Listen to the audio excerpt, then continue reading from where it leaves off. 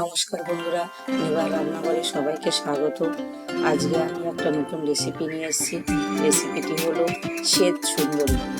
এই শ্বেত সুন্দরীটি আমি বেগুন দিয়ে বানাবো, আপনারা দেখতে থাকুন। সম্পূর্ণ নিরামিষ রান্না, যারা নিরামিষ খান তাদের জন্য এই রান্নাটি খুবই ভালো, রান্না করে খেয়ে দিন। প্রথমে আমি বেগুনটা কেটে নেবো। কেটে নিয়ে মাখিয়ে নিচ্ছি।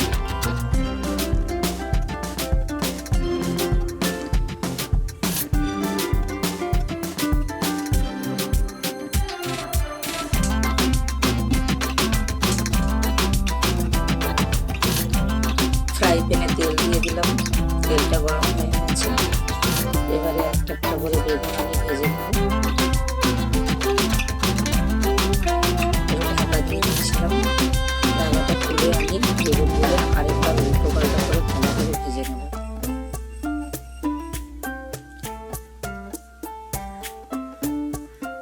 বেগুন ভাজাটা হচ্ছে, ততক্ষণে আমি একটা মশলা পেস্ট তৈরি করে নেব।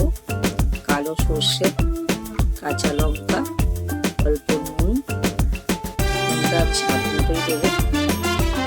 অল্প একটু জল দিয়ে শুকনো শুকনো করে আমি পেস্টটা বানাবো। জল জল করে পেস্টটা বানালে ভালো হবে না। পেস্ট রেডি হয়ে গেছে। এবার আমি ছোট একটা বাটিতে আমার যতটা দই লাগবে সেই পরিমাণে আমি দই নিয়ে দিয়ে ফেটিয়ে দেবো। দই ফেটানো হয়ে গেছে। ভেজে রাখা বেগুনগুলো আমি রাখলাম। বেগুনের উপরে প্রথমে সর্ষে, কাঁচা লঙ্কা, নুন দিয়ে যে পেস্টটা বানিয়েছি এটা আমি প্রলেপটা লাগিয়ে নেব।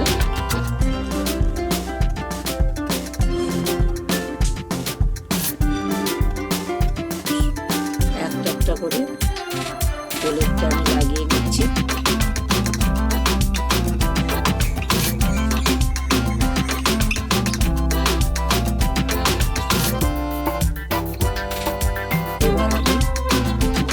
ফুটিয়ে রেখেছিলাম সে দইয়ের প্রলেপটাও আমি একটা একটা করে লাগিয়ে দেবো।